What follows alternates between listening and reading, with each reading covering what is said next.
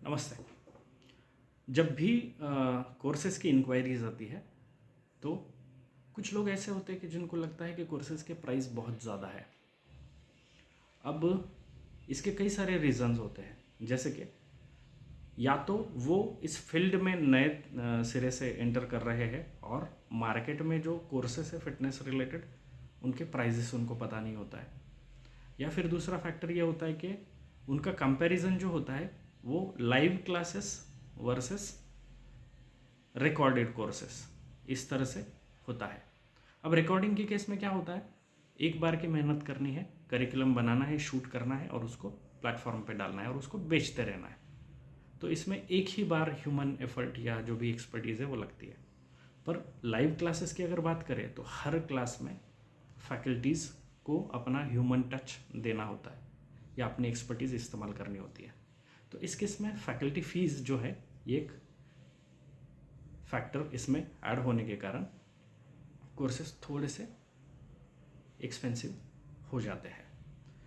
पर इसके कुछ एडवांटेजेस भी हैं, जैसे कि अगर आप रिकॉर्डेड कोर्स लेते हो तो उसमें यदि आपको कुछ क्वेश्चंस है या डाउट्स है तो वो क्लियर नहीं हो पाते क्योंकि सामने कोई पूछने के लिए होता नहीं है।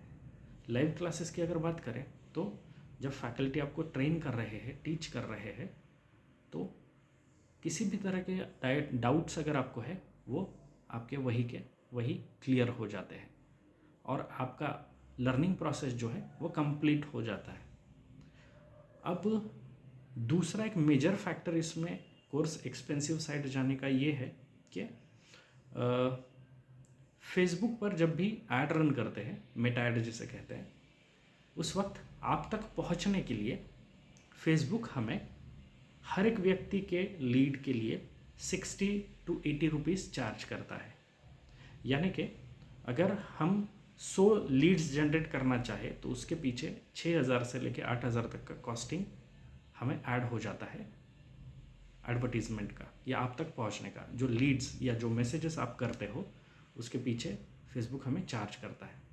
अब ऐसे में होता यह है कि 100 लीड्स के लिए आपने 6 या 8000 स्पेंड किया है, पर जब इंक्वायरीज आती है तो उसमें स्पैमर्स, कुछ एक फेक प्रोफाइल होते हैं, कुछ एक ऐसे लोग होते हैं कि इंटरनेट पे टाइम पास कर रहे हैं, ऐड देख लिया, क्लिक कर लिया कि क्या चीज़ है देखने के लिए, उन्होंने तो क्लिक कर लिया लेकिन फेसबुक ने हमें चार्ज किया। बचते हैं 30% और उस 30% में से सिर्फ 2 या 3 लोग इनरोल करते हैं। तो मान लीजिए कि 100 लीड्स के कैंपेन में 2 लोगों ने इनरोल किया है, तो क्या होगा, वो जो बजट लगाया था, मान लीजिए 8000 रुपये स्पेंड किए थे, तो एक व्यक्ति का इनरोलमेंट होता है तो उसमें मार्केटिंग का कॉस्ट जो है वो 4000 हो जाता है और इस कारण कोर्स का फीस जो है वो बढ़ा हुआ नज़र आता है।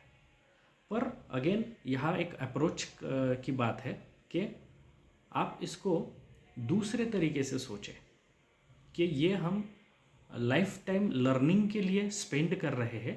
स्पेंड कहने से बेहतर होगा कि इन्वेस्ट कर रहे हैं, जो हमें आने वाले समय में रेवेन्यू जनरेट करके देगा या पैसे रिटर्न्स करेगा। कैसे? क्योंकि ज़्यादातर कोर्सेस सिर्फ सर्टिफिकेट प्रोग्राम्स ना होते हुए उसमें ऐसे कई चीज़ें होती है कि एक व्यक्ति जब सर्टिफाई होता है तो वो अर्न करना शुरू कर देता है। फिर उसमें मेटा मार्केटिंग सिखाया जाता है, लीगल अप्लाइंसेस क्या होते हैं, लीगल कंप्लाइंसेस क्या होते हैं वो सिखाया जाता है।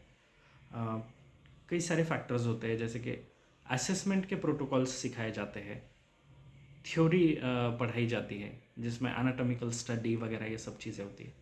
तो ये सारी चीज़ें आपको एक बेहतर प्रोफेशनल के तौर पे आपकी इमेज डेवलप करने में हेल्प करते हैं। अब आप कहोगे कि aerobics is all about practical training, कि ये सिर्फ प्रैक्टिकल ट्रेनिंग के बारे में है, पर ऐसा नहीं है। अगर आप किसी व्यक्ति को ट्रेन कर रहे हो तो आपको ये समझना पड़ेगा कि अगर आप किसी ह्यूमन बॉडी के साथ ट्रीट कर रहे हो तो आपको ह्यूमन बॉडी के बेसिक्स पता होने ज़रूरी है, जो कि इस कोर्सेस में सिखाए जाते हैं। इस कारण ये कोर्सेस थोड़े से हेवियर साइज़ या हेवी प्राइस्ड लग सकते हैं। आई होप इस वीडियो बनाने का मकसद आपको समझ में आया हो और आप इस बात को समझे भी हो। धन्यवाद।